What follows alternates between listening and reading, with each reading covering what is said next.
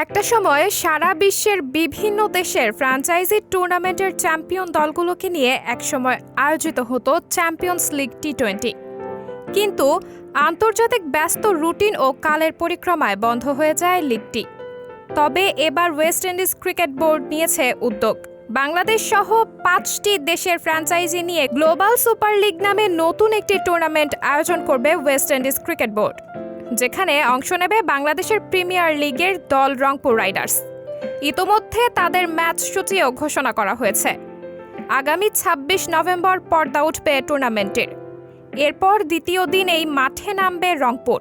প্রথম ম্যাচে বাংলাদেশের প্রতিনিধিদের প্রতিপক্ষ ইংল্যান্ডের হ্যাম্পশায়ার হকস। হ্যাম্পশায়ার ইংল্যান্ডের টি-20 ব্লাস্টের অন্যতম সফল দল। আর এই টুর্নামেন্টকে সামনে রেখে আজ বৃহস্পতিবার থেকে অনুশীলন করছে রংপুর। মিরপুর শেরেবাংলা মাঠের একাডেমি প্রাঙ্গণে এদিন সকাল সকাল হাজির হন ক্রিকেটাররা। নুরুল হাসান সোহান, মোহাম্মদ সাইফুদ্দিনরা রয়েছেন অনুশীলনে।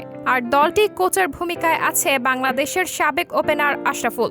রংপুর এবং ইংলিশ দলটি ছাড়া টুর্নামেন্টটিতে অংশ নেবে স্বাগতিক ক্যারিবীয় দল Guyana Amazon Warriors, Pakistan super লিগের লাহোর কালান্দার্স, অস্ট্রেলিয়ার ঘরোয়া ক্রিকেট নিয়মিত খেলা ভিক্টোরিয়ান ক্রিকেট দল।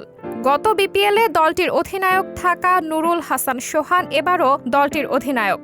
এছাড়াও রয়েছে Soumya Sarkar, Sheikh Mehedi, Afif Hossain, Mohammad Saifuddin, Saif Hasan, Rishad Hossain, Arafat Sunny, Kamrul Islam Rabbi, Matthew Ford, Harmeet Singh, Wayne Madsen, Jack chapel.